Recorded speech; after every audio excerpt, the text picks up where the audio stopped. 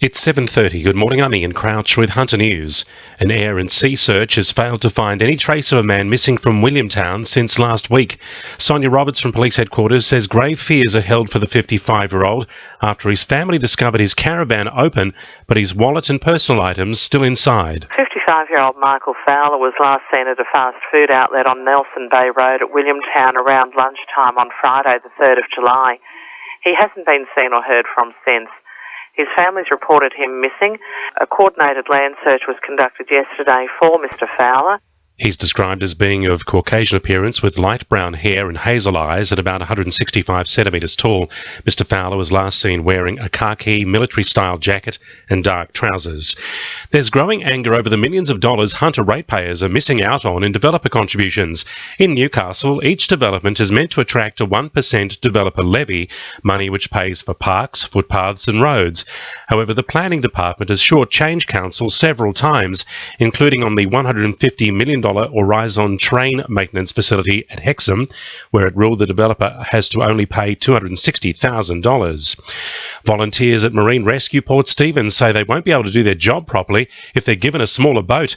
Their current vessel, the 52-foot Daniel Thane, is about to be retired, but head office management in Sydney want to replace it with a much smaller 38-foot boat. Top brass believe the smaller boat will be adequate.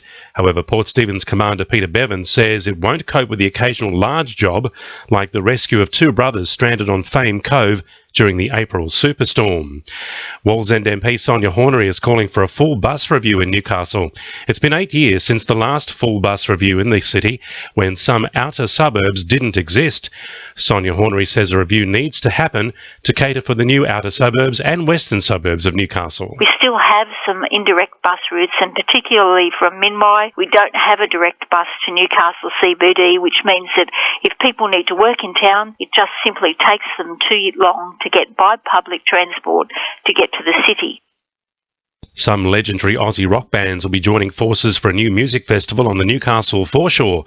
7 acts will hit the stage at Camp Shortland on November 1, including Choir Boys, Baby Animals, Mark Seymour and James Rain. Briefly, Lake Macquarie Council is ripping up the jetty in Brooks Parade at Belmont after it suffered major damage in the April superstorm, saying it's beyond repair. And local divers are over the moon after discovering a grey nurse shark colony just 200 metres from shore off Swansea Heads. Sport, thanks to our sponsor Warners Bay Sports Club. Newcastle Knights star Sione Matautia insists he's battle ready ahead of Friday night's showdown against Canberra after a week in training with the New South Wales Origin side. The 19-year-old looks set to join Jared Mullen, Jeremy Smith, Tyrone Roberts and David Faulongo in the starting side as the four make their way back from injury. Matautia says he won't be wasting his opportunity. It was an awesome experience, one that I've always wanted to do, and it was good to get out there for the week, and it would have been good to go up, but I know I've got a job back here to do, so it's time to focus on this Friday's game. Maitland's Molly Gray is poised to get her first taste of international rugby sevens today as Australia prepares to take on Fiji in the opening round of the Pacific Games. The girls will face 6 pool matches in just 2 days, with fixtures against Tahiti and New Caledonia this afternoon.